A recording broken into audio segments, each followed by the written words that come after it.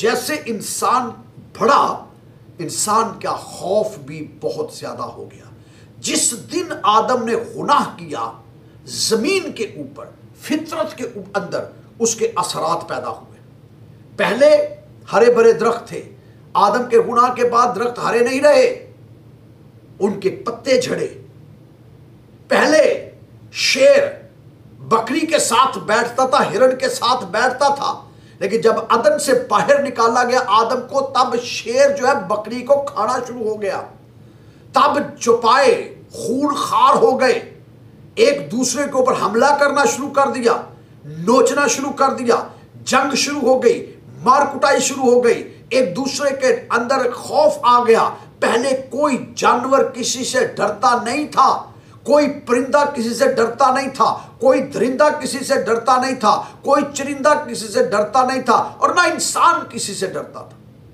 لیکن جیسے وہ باہر آیا، ذرا سی بجلی کڑکی، لائٹنگ ہوئی، بجلی کڑکی تو انسان سہم گیا، اور سہم کے مارے اس نے بجلی کو خدا مان لیا۔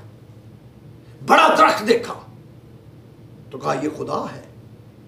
سورج جو تپش دیتا ہے، اس کو دیکھا، اس کو خدا مان لیا۔ چاند کو دیکھا، چاند کو خدا مان لیا۔ ستاروں کو دیکھا، ستاروں کو خدا مان لیا۔ سیاروں کو دیکھا، سیاروں کو خدا مان لیا۔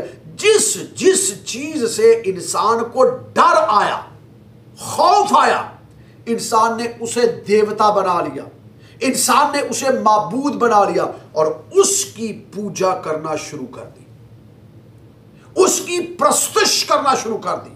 اور زمین پر تو صرف آدم تھا جس نے خدا سے بات کی نا، قائن نے تو نہیں کی، ہابل نے تو نہیں کی، سیت نے نہیں کی، لیکن پہلا شخص ایسا تھا جس نے روبرو خدا سے کلام کیا۔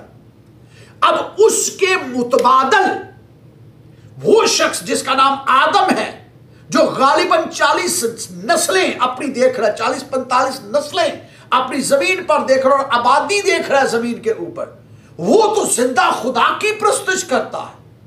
لیکن اس کے برعکس جو لوگ ہیں، وہ تو خدا کو جاننے کی کوشش کرتے ہیں نا، ڈر ان کی زندگی کے اندر ہے، خوف ان کی زندگی کے اندر ہے، اور پھر اس طریقے سے دیویوں کی پرستش، دیوتاؤں کی پرستش شروع ہو گئی، اور پھر بنیادی طور پر وہ اپنے اپنے عوامل کرنا شروع ہو گئے، اپنے اپنے طریقے سے وہ راضی کر رہے ہیں شیطان کو۔